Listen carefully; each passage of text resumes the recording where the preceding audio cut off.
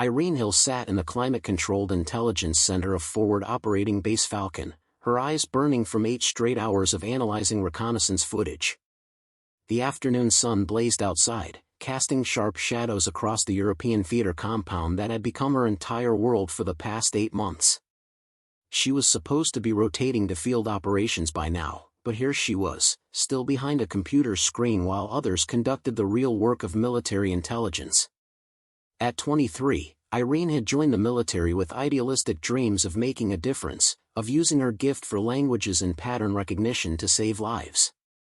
She spoke 4 languages fluently and could spot anomalies in data that others missed entirely. But there was a problem that followed her like a shadow through every evaluation, every assessment, every deployment review. She felt things too deeply.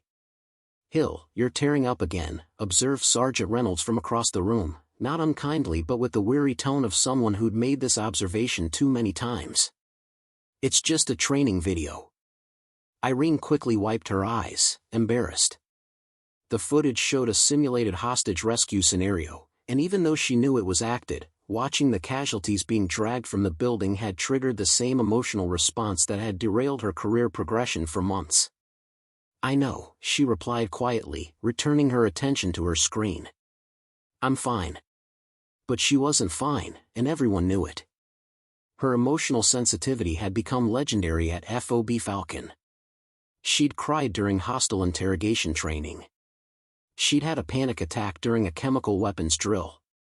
She'd frozen during a surprise active shooter exercise in the mess hall, overwhelmed by the sudden chaos in her body's fear response. The incident reports all said the same thing: exceptional analytical skills, outstanding linguistic abilities, unsuitable for field operations due to emotional instability under stress. Lieutenant Garrett, her commanding officer, had called her into his office just last week for what Irene had hoped would be approval for field deployment. Instead, it had been another rejection, delivered with what he probably thought was kindness. "Hill, you're brilliant at what you do," Garrett had said, his weathered face serious. "Your intelligence analysis has directly contributed to 3 successful operations this month alone. But analysis is different from action. When bullets start flying, I need people who can switch off their emotions and operate on pure training. I need people who won't freeze." "Sir, I wouldn't freeze," Irene had protested, though even as she said it, she remembered the active shooter drill, remembered standing paralyzed in the mess hall while others took cover. "You already have," Garrett replied, not unkindly. 7 times in training scenarios. I can't risk putting you in a situation where your emotional response could get someone killed. You're not ready, Hill. Maybe you'll never be ready for field work, and that's okay. We need good analysts." The words had stung worse than any physical wound. Not ready. Maybe never ready.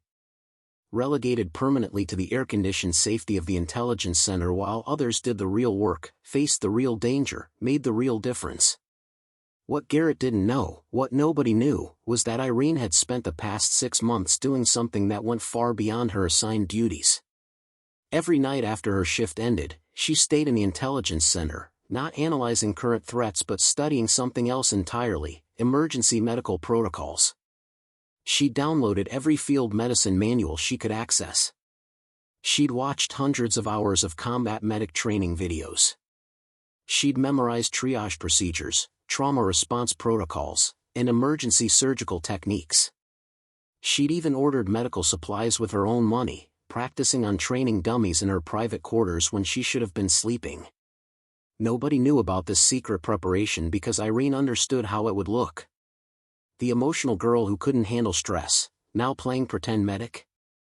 They'd see it as further evidence of her unsuitability, a fantasy compensation for her psychological weakness. But Irene had recognized something during her months of intelligence analysis, something she couldn't articulate in official reports because it was based more on intuition than data. The threat patterns around FOB Falcon were changing. The insurgent activity she tracked daily was becoming more coordinated, more sophisticated. The compound security that everyone considered adequate was developing blind spots. Something was coming. She could feel it in her bones, in the same deep emotional sensitivity that everyone dismissed as a weakness. And when it came, people would need more than just combat veterans with nerves of steel. They would need someone who understood trauma, who could operate in chaos, who cared enough about every life to fight for it with everything they had. As Irene returned to her screen, analyzing the latest surveillance footage, she had no idea that her intuition was about to be proven horrifyingly correct.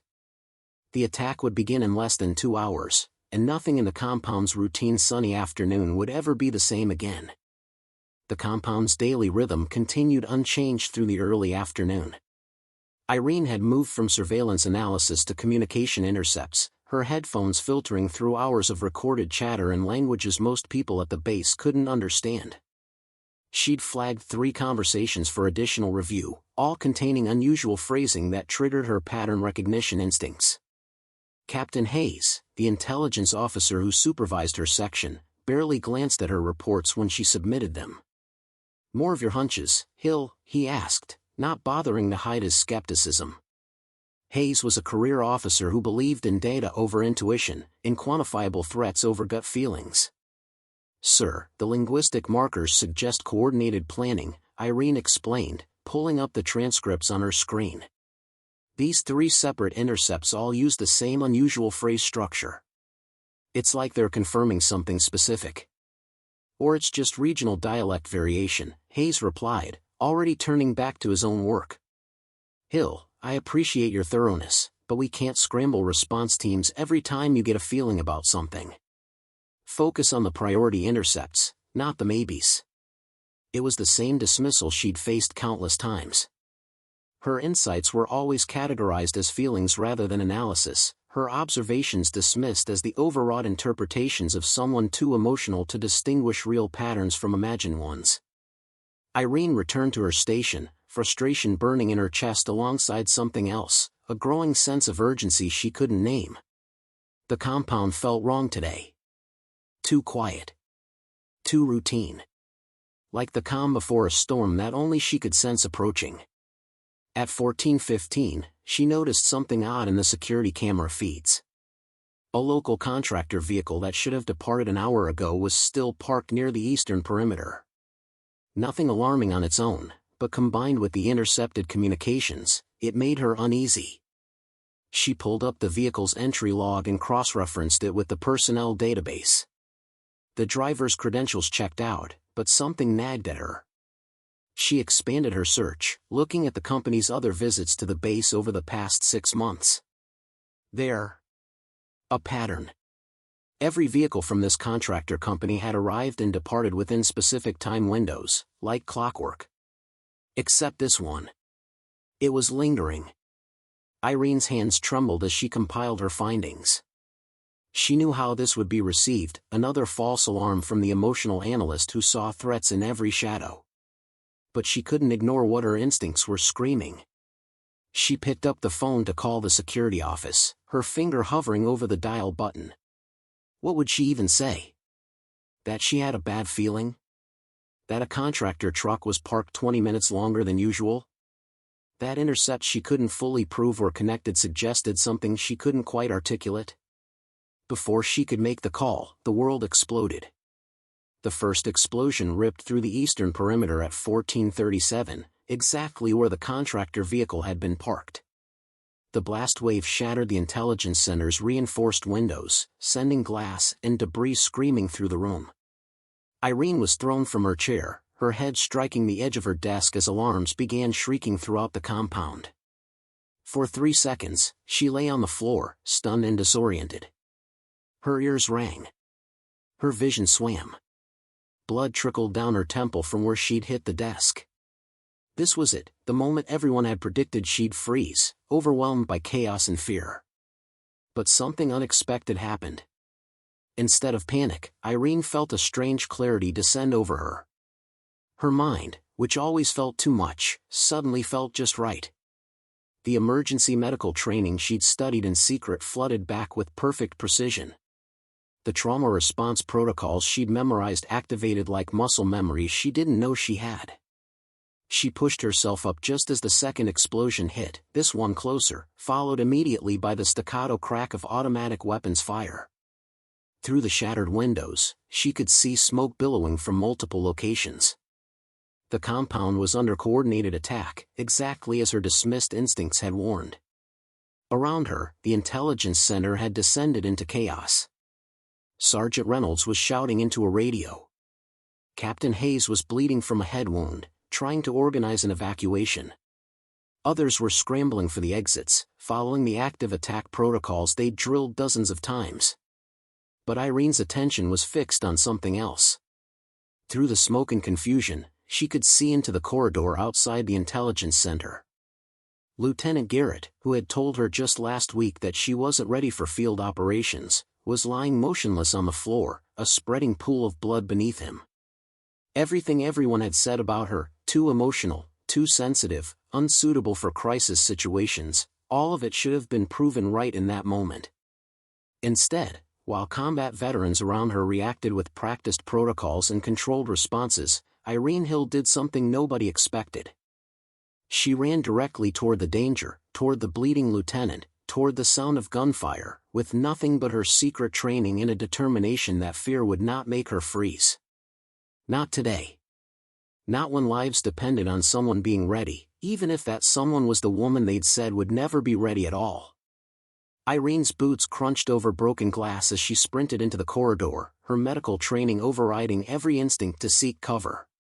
Lieutenant Garrett lay 20 feet away, his uniform dark with blood, his face pale and slack. Around him, other personnel were running in the opposite direction, following evacuation protocols, securing positions, establishing defensive perimeters. Nobody was stopping for the wounded. "Hill, get back here!" Captain Hayes shouted from behind her, but his voice seemed distant, unimportant. Irene dropped to her knees beside Garrett, her hands already moving with the precision she'd practiced countless times in her quarters. The lieutenant had taken shrapnel to his upper thigh and abdomen. Arterial bleeding. She had maybe 3 minutes before blood loss became irreversible. Her fingers found the femoral pressure point even as she pulled the emergency medical kit from the wall mount. The kit was basic, designed for first aid, not battlefield trauma. It would have to be enough. "Stay with me, sir," she said, her voice surprisingly steady as she applied direct pressure to the abdominal wound. Garrett's eyes flickered open, unfocused and glazed with shock. "Hill," he mumbled, confused. "You need to evacuate." "Not without you," she replied, already wrapping a compression bandage around his thigh with practiced efficiency. Her hands didn't shake. Her mind didn't freeze. Everything she'd studied, every protocol she'd memorized, flowed through her actions like water finding its course. Another explosion rocked the building, closer this time. Dust rained from the ceiling. Through the smoke, Irene could hear voices shouting orders, weapons firing, chaos spreading like wildfire through the compound. The attack was worse than anything they'd drilled for, more coordinated, more devastating. "We've got a breach in Sector 3, someone shouted over the radio clip to Garrett's vest. "Multiple hostiles inside the perimeter. All personnel fall back to secondary positions." Irene tuned out the noise, focused entirely on the man bleeding beneath her hands. She'd gotten the major hemorrhaging under control, but Garrett needed surgery, needed a medical team, needed to be evacuated immediately. The problem was that the medical building was across the compound, and between here and there was an active firefight.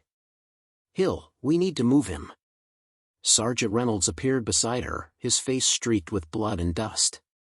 "The insurgents are pushing toward this section. We've got maybe 2 minutes before they're on top of us." "He can't be moved yet," Irene replied, her hands still working to stabilize Garrett's wounds. "The compression dressings need another 60 seconds too." "We don't have 60 seconds. Reynolds grabbed her arm, trying to pull her away. "Leave him." "That's an order." Irene looked up at Reynolds, and something in her expression made him release her arm and step back. Her eyes, always so quick to fill with tears during training exercises, were now clear and hard and absolutely certain. "I'm not leaving him," she said quietly. "Get everyone else to safety." I'll bring the lieutenant. You're insane. You'll both die. Then we'll die, Irene replied, turning back to her patient. But I'm not running. Reynolds stared at her for one more second, then shook his head and disappeared back into the smoke. Irene finished securing the compression dressings, then assessed her options. Garrett outweighed her by at least 70 pounds. The corridor to the medical building was exposed and under fire. Every logical calculation said this was impossible. Which meant she'd have to do it anyway. She grabbed Garrett under the arms and began to drag him toward the nearest cover point, her muscles screaming in protest but her mind crystal clear. Behind her, she could hear boots pounding on concrete, voices shouting in a language she recognized from her intercept analysis. The insurgents were coming. And Irene Hill, the woman deemed too emotional for field operations, was about to show everyone what ready really looked like. Irene had dragged Lieutenant Garrett 15 feet when the first insurgent rounded the corner. Time seemed to slow as she registered the weapon rising toward them, the man's face obscured by a tactical mask, the finger tightening on the trigger. Her training said to take cover. Her instinct said to shield Garrett's body with her own. She did neither. Instead, Irene grabbed the fire extinguisher mounted on the wall and hurled it with every ounce of strength she had. The heavy cylinder struck the insurgent's weapon, knocking his aim wild. His burst of gunfire went high, stitching across the ceiling as he stumbled backward. Irene didn't wait to see what happened next. She grabbed Garrett again and pulled him around the corner into a side passage, her heart hammering but her hands still steady.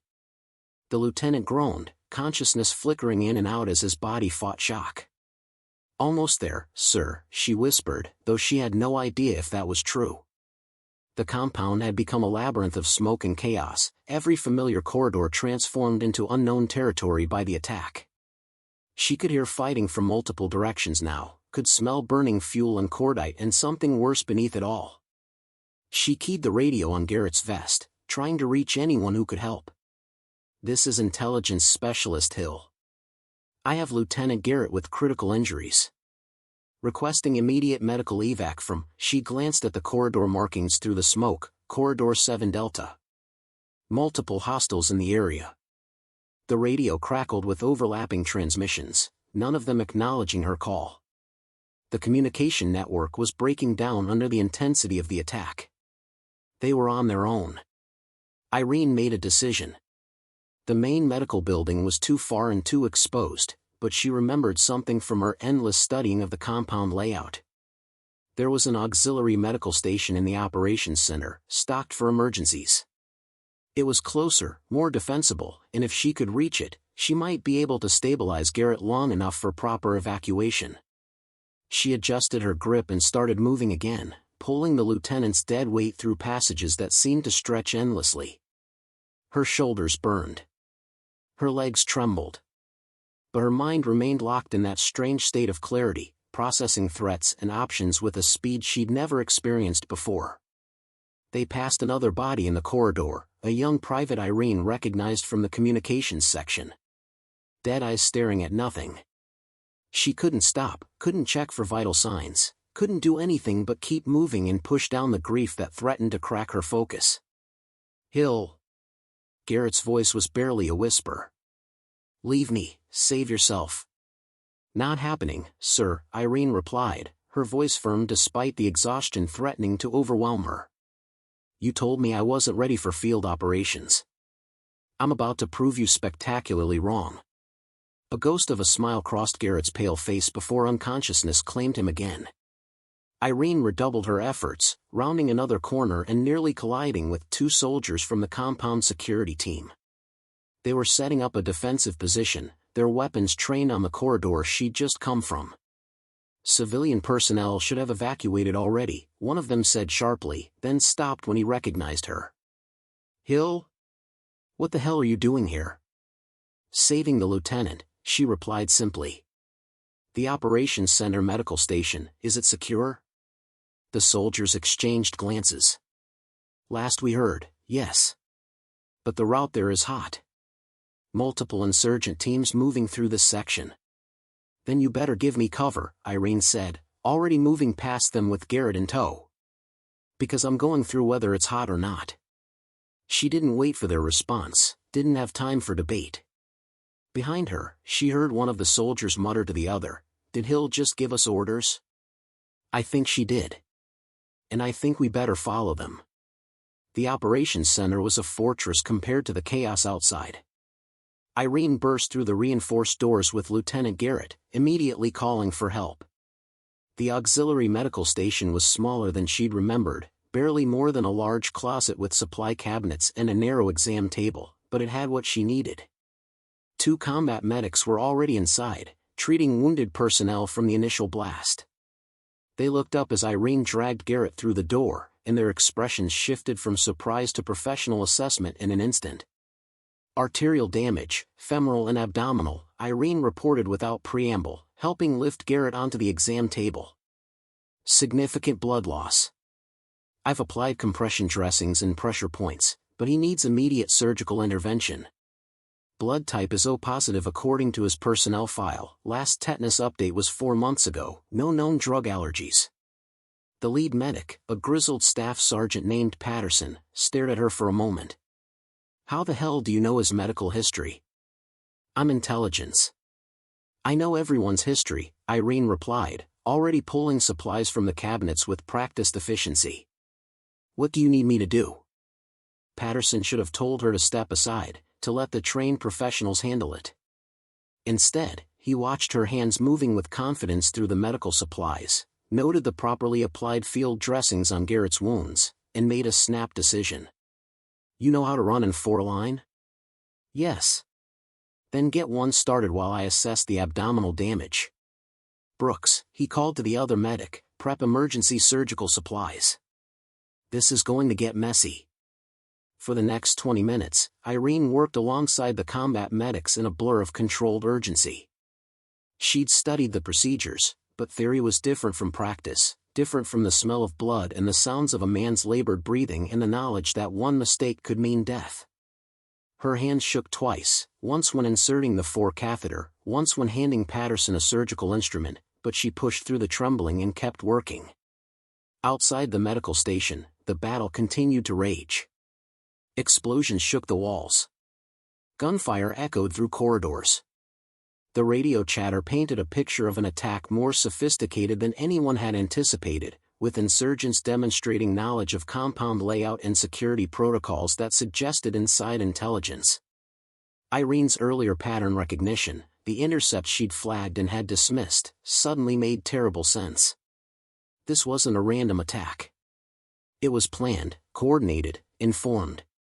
And she'd seen it coming, only nobody had listened to the emotional analyst who felt things too deeply. "Hill, I need suction here."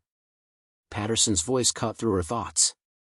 She grabbed the equipment and positioned herself beside him, watching as he worked to control internal bleeding that would have killed Garrett in minutes without intervention.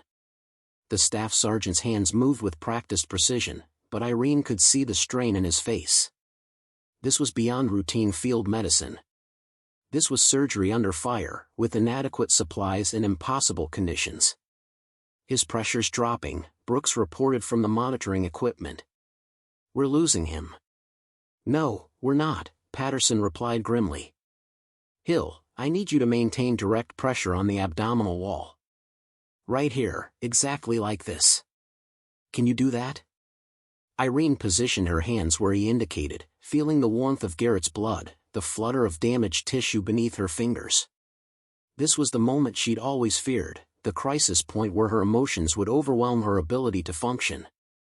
Every evaluation had predicted she'd freeze, would become useless under the intensity of real trauma. Instead, she felt herself becoming calmer, more focused, more present than she'd ever been in her life. "I've got it.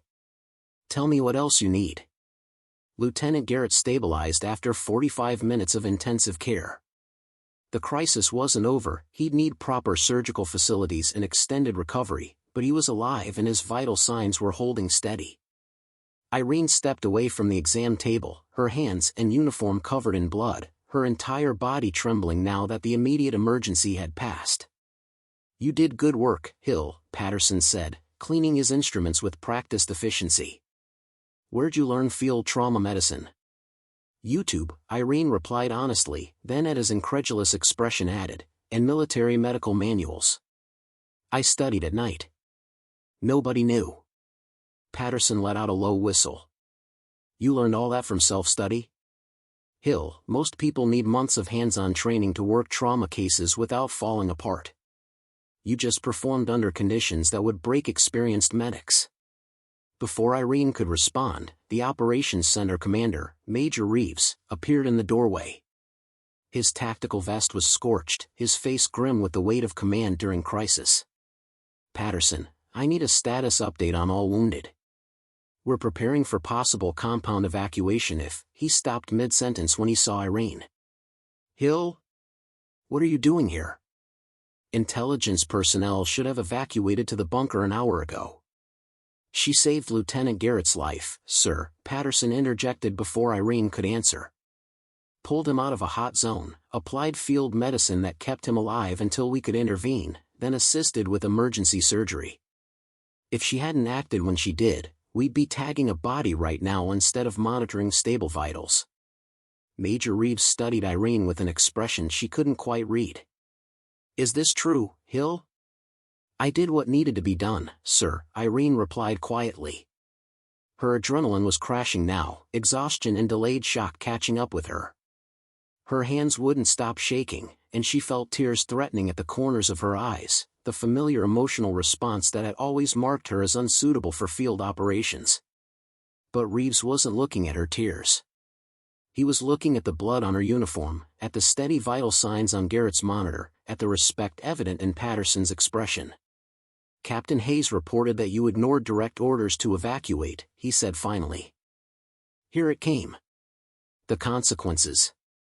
The validation of every report that said she was unsuitable, insubordinate, too emotional to function under pressure. Irene straightened her shoulders, ready to accept whatever punishment was coming. Yes, sir. I did. Good, Reeves said, surprising her. Because if you'd followed those orders, we'd have lost one of our best officers. He glanced at the tactical display showing the compound status. The attack is being contained. We've neutralized most of the insurgent force, but it's going to be several hours before we have full situation control. I need personnel who can function under pressure, who can think independently, who can handle the chaos. Patterson says you can work trauma medicine? Yes, sir. I believe so. Then I'm temporarily reassigning you to medical support. We have 14 wounded personnel and 2 medics. I need you helping keep people alive until we can evacuate to proper facilities. Reeves' expression softened slightly. Hill, I've read your evaluation reports. They all said you were too emotional for field operations.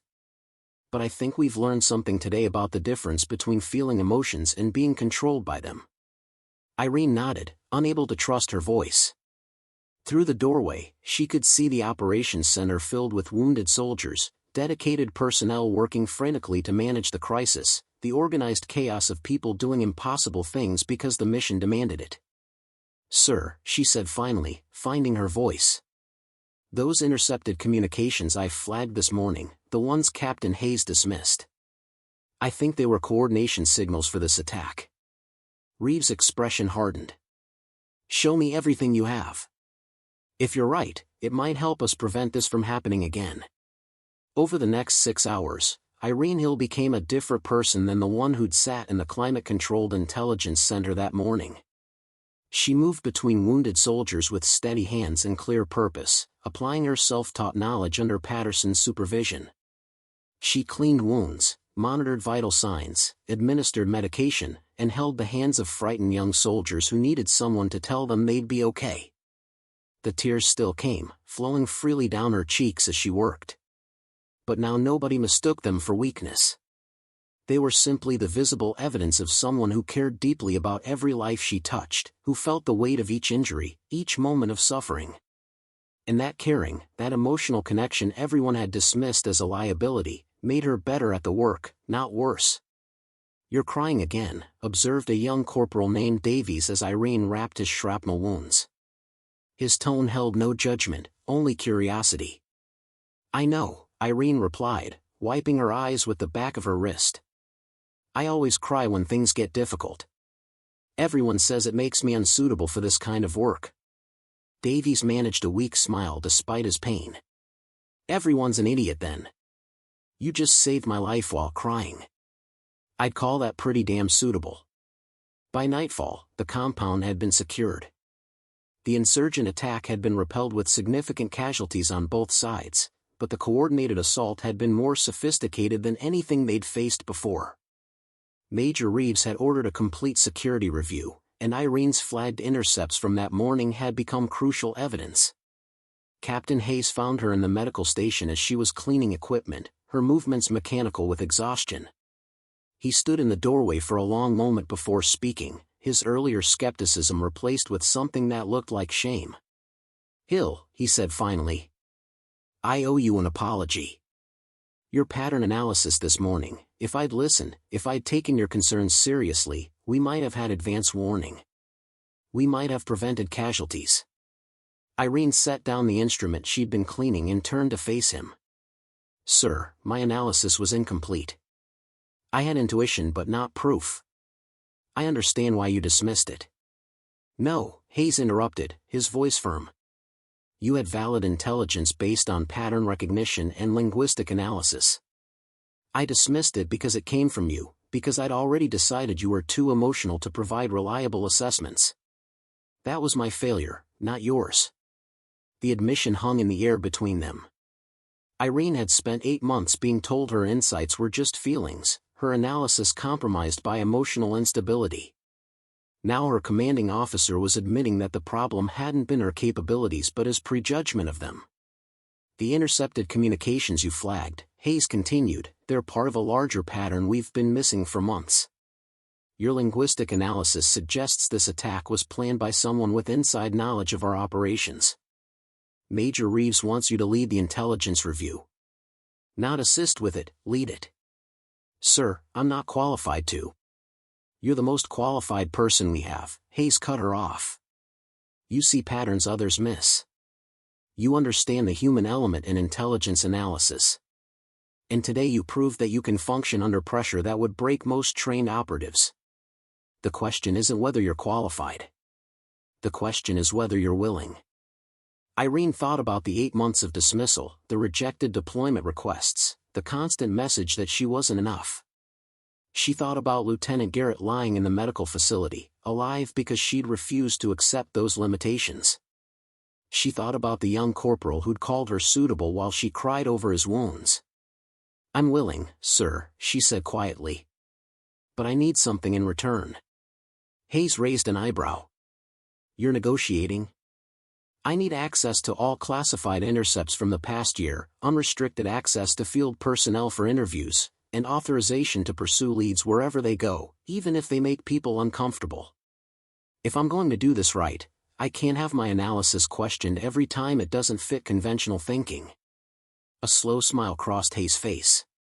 Granted. All of it. Anything else? Yes, sir. I need you to trust that when I say I see something, I actually see it. Even if I'm crying while I say it. The investigation Irene led over the following weeks revealed something far more disturbing than a single coordinated attack. The intercepted communications she'd flagged were part of an intelligence network that had been gathering information on compound operations for nearly 6 months. Someone with access to security protocols had been feeding information to insurgent groups, and the pattern suggested the leak was coming from inside the base. Irene worked 18-hour days, cross-referencing communication intercepts with security logs, analyzing linguistic patterns, building a profile of their unknown informant. She'd transformed one corner of the intelligence center into what others had started calling Hill's war room, covered with charts and timelines that made sense only to her. But now, when she presented her findings, people listened. The woman they'd dismissed as too emotional had become the person everyone turned to for answers, and her unique approach, combining hard data with intuitive pattern recognition, was revealing connections others had missed entirely. The informant has to be someone with regular access to operational planning, Irene explained during a briefing with Major Reeves and senior staff. But look at the timing of the intercepted communications. They're always sent during specific shift changes, when monitoring would be at its lowest efficiency. She pulled up a personnel schedule on the screen. There are only 5 people who have both the access level and the opportunity during these specific time windows. I've narrowed it further based on linguistic analysis of the communication style. Our leak is most likely someone educated, bilingual, with background knowledge of insurgent communication protocols. Lieutenant Garrett, now recovered enough to attend briefings from a wheelchair, studied her analysis with the intensity of someone who owed his life to her instincts. You're describing someone in intelligence or translation services. Yes, sir, Irene confirmed, her stomach tight with the implications. Someone we trust. Someone who's been working alongside us the entire time. The room fell silent. The idea of a traitor within their own unit was more unsettling than any external threat. These were people they served with, trusted, depended on for survival. But Irene's data was compelling, her analysis thorough enough that it couldn't be dismissed. Do you have a primary suspect? Reeves asked, his expression grave. Irene hesitated. This was the moment she'd been dreading, the point where her emotional nature warred with her analytical conclusions. Because the evidence pointed to someone she'd considered a friend, someone who'd shown her kindness when others dismissed her. Sergeant Anton Volkov, she said finally, her voice steady despite the tears threatening at the corners of her eyes. He's a translator assigned to communications intercept. He has the access, the language skills, and his shift schedule matches every single communication timing perfectly. Volkov? Captain Hayes looked shocked. He's been with this unit for 3 years. Spotless record. Multiple commendations. Which is exactly why he's been so effective, Irene replied. She pulled up another file, this one showing Volkov's background investigation. His family fled from an occupied region 15 years ago. I think insurgent groups may have leverage over him, possibly threats against relatives still in the region. The linguistic patterns in the intercepted communications show emotional stress markers, not ideological commitment. He's not a willing traitor. He's being coerced. Lieutenant Garrett wheeled closer to the display. If you're right, Hill, we need to move carefully. Accusing a decorated soldier without absolute proof could destroy morale and possibly alert the real leak if you're wrong. I'm not wrong, sir, Irene said quietly. I've checked this analysis 40 different ways. It's Volkov. But you're right about the approach. If we confront him directly, he'll shut down or run. We need to give him an alternative, a way to stop without destroying him. Major Reeves studied her for a long moment. What do you recommend? It was the question she'd been both hoping for and dreading. Because what she was about to propose went against every military protocol, every standard procedure for handling security breaches. But Irene had spent 8 months being told to follow standard procedures that didn't account for human complexity. Let me talk to him, she said. Alone. No security presence, no formal interrogation. Just 2 people having a conversation about impossible choices and what happens when fear makes us do things we never thought we'd do. The meeting with Sergeant Volkov took place in a small office rather than an interrogation room. Irene had insisted on it, arguing that treating him like a criminal would ensure they got nothing useful. Major Reeves had reluctantly agreed, though armed security waited just outside the door. Volkov entered looking confused rather than defensive, his weathered face showing the strain of someone carrying a burden too heavy to bear alone. At 38, he was one of the older enlisted personnel on base, a career soldier who'd built his entire life around military service. Hill, he said, settling into the chair across from her. They said you wanted to see me about some translation questions? Irene met his eyes directly. I'm going to be honest with you, Anton. I know you've been passing operational intelligence to insurgent groups. I know about the communications during shift changes, the coded language, the systematic leak of security protocols. I have evidence that would hold up in any court-martial. Volkov's face went pale, but he didn't deny it. His hands gripped the armrests of his chair, knuckles white with tension. Then why am I here instead of in custody? Because I don't think you're a traitor by choice, Irene replied softly. The linguistic analysis of your communications shows emotional distress patterns. You're not ideologically committed to helping them. You're being forced. Probably threats against your family still in the occupied territories. Volkov's carefully maintained composure cracked. He looked away, jaw clenched against emotions he'd been holding back for months. They have my sister, he said finally, his voice barely above a whisper. And her 2 children. They sent me photos, told me what would happen if I didn't cooperate. How long? Irene asked. 6 months. At first, it was small things, base population numbers, supply delivery schedules. Nothing that seemed critical. But then they wanted more. Security protocols. Officer schedules. Operational planning details.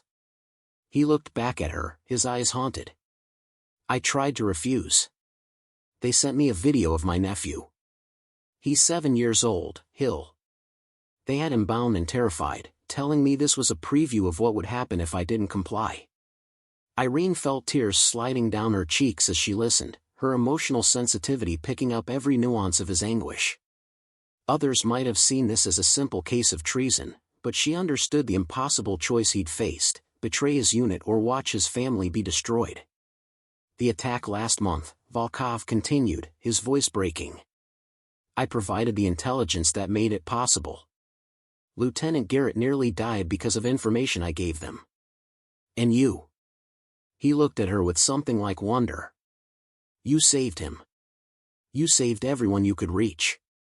While I was sitting here knowing I'd helped cause it all. Did you know the attack was coming? Irene asked. No. They never told me how they'd use the information. But I knew it would be used for something terrible. I'm responsible for every casualty, every death. I'm a traitor to everything I believed in. Irene leaned forward, her voice gentle but firm. You're a man who was placed in an impossible situation and made choices to protect his family. That doesn't excuse what you've done, Anton, but it explains it. And more importantly, it gives us a way forward. Volkov looked up sharply. What do you mean? I mean that we can use your situation to feed false intelligence back through their network. We can protect your family and turn this entire operation against them. But only if you're willing to help us, to really help us this time. They'll know, Volkov said desperately. If the intelligence I provide suddenly becomes useless, they'll realize I've been compromised. They'll kill my sister and her children. Not if we do it carefully, Irene replied. Not if we give them intelligence that seems valuable but actually serves our purposes. You'll continue your communications exactly as before, but now you'll be working with us instead of against us. We'll make it look like you're still their asset while we systematically dismantle their entire intelligence network. The plan Irene proposed was audacious and risky, requiring approval from command levels far above Forward Operating Base Falcon. But her reputation had grown enough that when she presented the strategy to Major Reeves and the senior staff, they listened with the attention usually reserved for experienced intelligence officers, not 23-year-old analysts who cried during briefings. You want to run a double-agent operation using a confirmed traitor, Captain Hayes summarized, his tone carefully neutral. That's asking for a lot of trust in someone who's already betrayed us once. He didn't betray us by choice, Irene countered. He was coerced through threats against innocent family members. That's fundamentally different from ideological betrayal. And his emotional distress patterns suggest he's desperate for a way out. We can give him that while simultaneously turning their intelligence operation against them. Lieutenant Garrett, still recovering but insisting on participating in strategic planning, wheeled forward to study her detailed proposal. The psychological assessment makes sense. But what guarantees do we have that Volkov won't simply inform his handlers about the double operation? Because we're going to extract his family first, Irene replied, pulling up a tactical plan she'd developed with help from special operations personnel. Before Volkov sends any compromised intelligence, we conduct a rescue operation in the occupied territory. His sister and her children disappear, allegedly killed in crossfire or moved to a different location. The insurgents lose their leverage, and Volkov gains every reason to cooperate fully with us. Major Reeves studied the plan with the intensity of someone weighing lives against strategic advantage. A rescue operation in hostile territory, based on intelligence from a compromised source, to extract civilians who may already be dead or moved. Hill, do you understand how many ways this could go wrong? Yes, sir, Irene replied steadily. I also understand that if we simply arrest Volkov, we gain nothing except one prisoner and we lose any chance of understanding the full extent of their intelligence network. This way, we potentially save innocent lives, neutralize an intelligence threat, and turn their operation against them. The room fell silent as the senior officers considered her proposal. Irene could see the doubt in some faces, the calculation in others. She was asking them to trust not just her analysis but her emotional assessment of Volkov's psychological state, her belief that a man who'd committed treason could be redeemed into an asset. Finally, Reeves spoke. I'll forward this to Theater Command for approval. But Hill, if this goes wrong, if Volkov is playing us or if the rescue operation fails, it's not just your career on the line. It's lives. Can you accept that responsibility? Irene thought about all the times she'd been told she wasn't ready, wasn't suitable, wasn't strong enough for real responsibility. She thought about Lieutenant Garrett bleeding in a corridor while everyone else followed evacuation protocols. She thought about the young corporal who'd told her that crying while saving lives made her suitable, not unsuitable. Sir, she said quietly, I've spent 8 months being told I wasn't ready for responsibility because I feel things too deeply. But my emotional sensitivity is what allowed me to see the pattern in Volkov's communications, to understand he was being coerced rather than willingly betraying us. It's what will allow me to work with him effectively going forward. So yes, I can accept the responsibility. Because I understand the stakes better than someone who doesn't feel the weight of every life involved. Reeves held her gaze for a long moment, then nodded slowly. Approved. Pending Theater Command authorization, you'll lead the intelligence aspect of this operation. Hayes will provide tactical support, and Garrett will oversee operational planning once he's cleared for full duty. He stood, signaling the end of the briefing, but paused before leaving. Hill, 6 months ago you couldn't pass a field readiness evaluation. Now you're designing counterintelligence operations that could reshape our entire approach to insurgent networks. What changed? Irene smiled slightly, wiping away tears that had started flowing again during the intense discussion. Nothing changed, sir. I was always ready. You just needed a crisis to see it. We've invested considerable effort in bringing you this story. If you find it engaging, please consider subscribing to our channel. Your support is greatly appreciated. Now, let's return to the narrative. Theater Command approved the operation within 48 hours, a remarkably fast decision that spoke to both the strategic value of the plan and Irene's growing reputation within intelligence circles. The rescue mission to extract Volkov's family was assigned to a special operations team with extensive experience in hostile territory extractions, but Irene insisted on being part of the planning process. She spent 3 days working with the tactical team, providing linguistic analysis of intercepted communications that revealed patterns of insurgent movement in the occupied territory. Her ability to identify subtle changes in communication style helped pinpoint the likely location where Volkov's sister and her children were being held. You're not coming on the actual extraction, the team leader, a seasoned operator named Captain Ellis, told her firmly during one planning session. You've proven yourself under fire, Hill, but this is specialized work requiring years of training you don't have. I understand, Irene replied, and she genuinely did. She'd learned the difference between confidence and recklessness, between being ready and being foolish. But I need to be close enough to provide real-time linguistic analysis of any intercepted communications during the operation.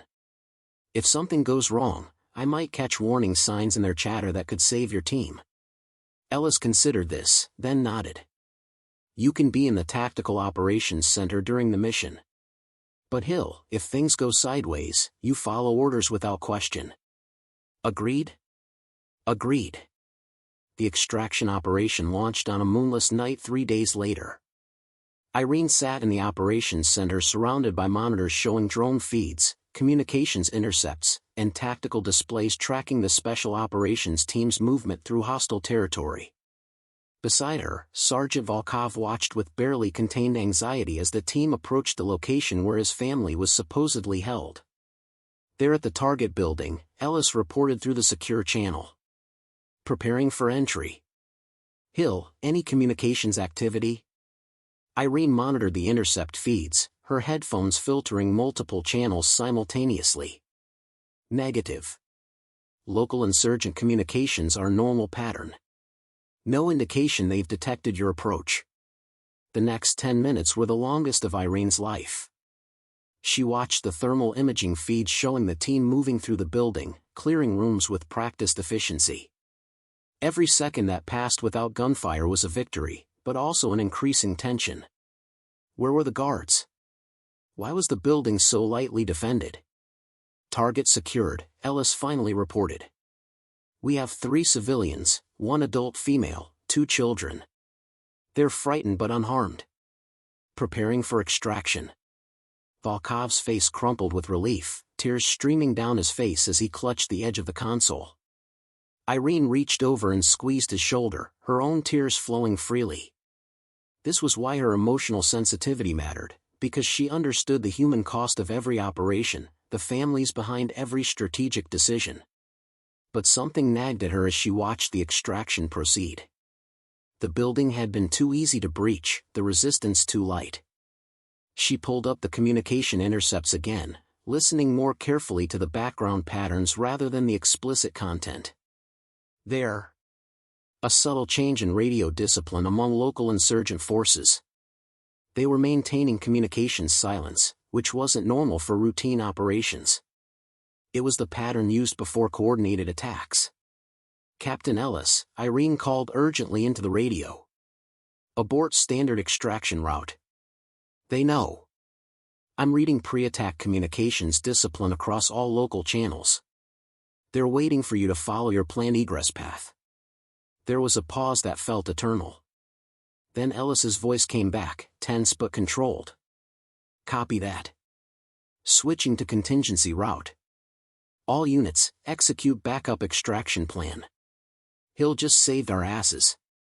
The special operations team diverted from their planned route, taking a longer but less predictable path through the territory. 15 minutes later, reports came in of insurgent forces converging on the original extraction route, finding nothing but empty streets and abandoned positions. Volkov's family reached the secure extraction point safely, loaded onto a helicopter that would take them to a protected facility far from the compound. The operation was a complete success, and according to Captain Ellis's after-action report, it was only successful because Irene had caught the subtle warning signs and communications patterns that others would have missed. 3 months after the extraction operation, Irene Hill stood in Major Reeves' office wearing a new rank insignia. The promotion to sergeant had come through alongside a formal commendation for her actions during the compound attack and her subsequent intelligence work. But more significant than the promotion was what it represented, full recognition that she'd been ready all along. Lieutenant Garrett, now fully recovered and back to active duty, attended the brief ceremony along with Captain Hayes and the soldiers who'd witnessed her transformation from dismissed analyst to essential operative. Even Sergeant Volkov was there, his expression showing the complicated mix of gratitude and residual shame that would probably follow him for years. The double agent operation had been spectacularly successful. With Volkov's cooperation and his family safely protected, they'd fed false intelligence through the insurgent network that led to the dismantling of 3 separate cells and the identification of 2 other compromised personnel at different bases. The linguistic analysis techniques Irene had developed were being adopted across the theater of operations.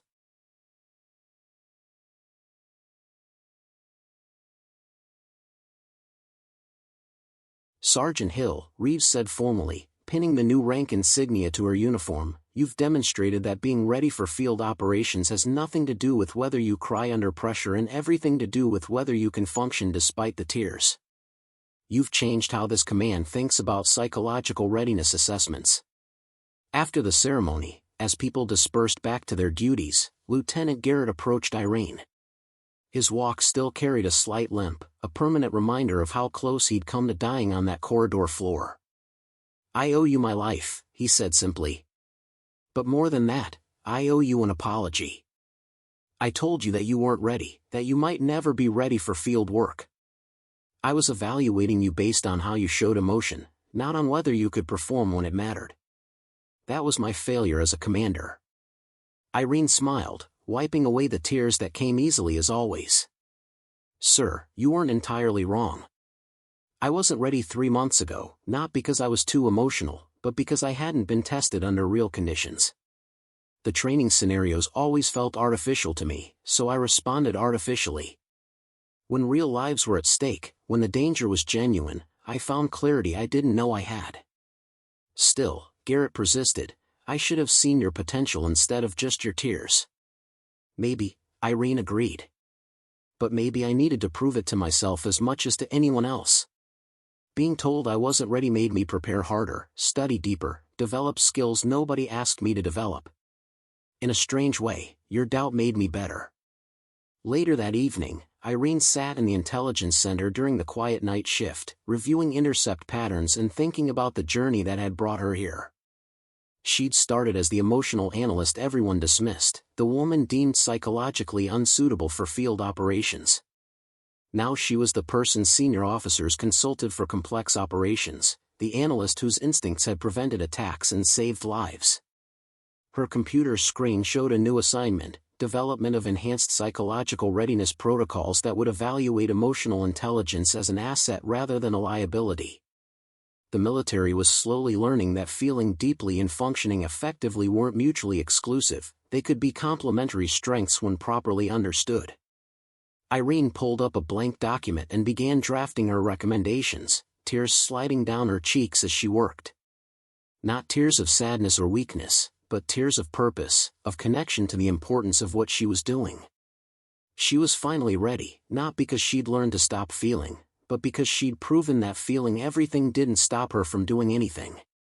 The lieutenant had said she wasn't ready. The attack had given her the chance to prove otherwise.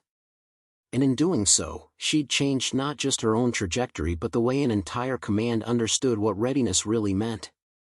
Outside the intelligence center windows, the sun was beginning to rise over the compound, painting the sky in shades of orange and gold. Another normal day beginning, another opportunity to prove that the soldiers they underestimate are sometimes exactly the ones they need most when crisis comes. Irene smiled through her tears and kept working, ready for whatever came next. Up next, you've got 2 more standout stories right on your screen. If this one hit the mark, you won't want to pass these up. Just click and check them out. And don't forget to subscribe and turn on the notification bell so you don't miss any upload from us.